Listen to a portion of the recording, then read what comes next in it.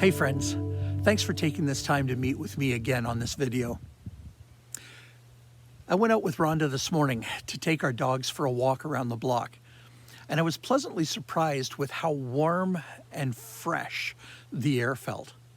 Honestly, I couldn't help but thinking about how nice it would be to get back on the water and do some fishing.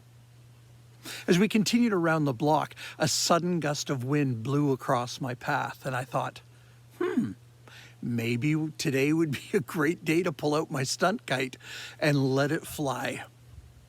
But then again, maybe not.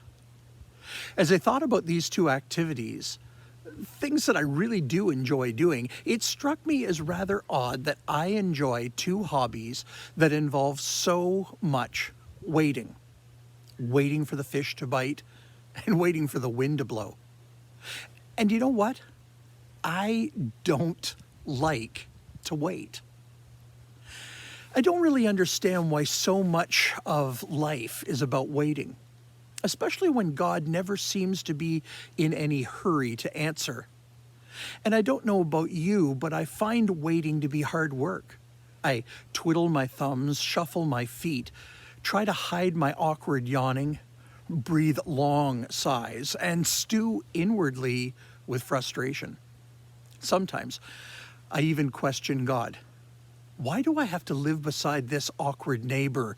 And why do I have to have this tedious job or this embarrassing behavior of mine?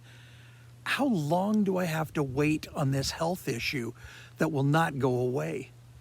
Why don't you come through for me, God? Why don't you answer me when I call? I'm waiting. Yeah, it's probably just me, right?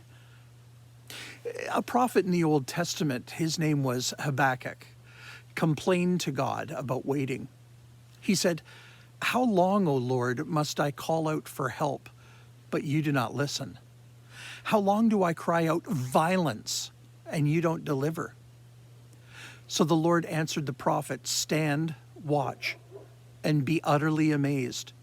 For I am about to do something in your days that you wouldn't believe even if I told you." Seriously, literally, God was telling the prophet to wait. But the prophet didn't like that, I guess kind of like me. So he cried out to God again, "Why are you silent while wicked people swallow up the righteous?" And God again gently replied to Habakkuk, "I will answer at the appointed time, and it will come to pass. Though it linger, wait for it. Deliverance will come, and I will not delay, but the righteous will live by faith." Did you catch that? God was saying to the prophet, even in the midst of calamity, wait, have faith in me, believe me, I will deliver you. And then Habakkuk responds to God, "Oh Lord, I have heard of your fame and I know of your deeds full well. I stand in awe. Renew them in our day. In our time, make them known. In wrath, remember mercy." And he goes on to confess this amazing statement of faith. Habakkuk says, "Though the fig tree does not bud, and there's no grapes on the vines, if the olive crop fails and the fields produce no food, if there's no sheep in the pens and no cattle in the stalls, even so, I will rejoice in the Lord. I will rejoice in God, my Savior. The sovereign Lord is my strength. He will bring me back to the heights again." Family, listen. Waiting's not a dreary, teeth-clenching resignation. We can rejoice and be glad in God while we wait for him to act.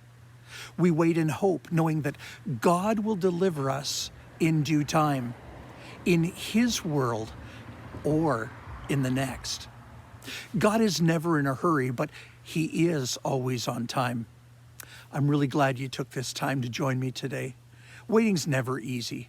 But if we wait together in faith, we can encourage each other and we can celebrate when we see his deliverance. Hey, and remember this, we really are better together. God bless you, friends.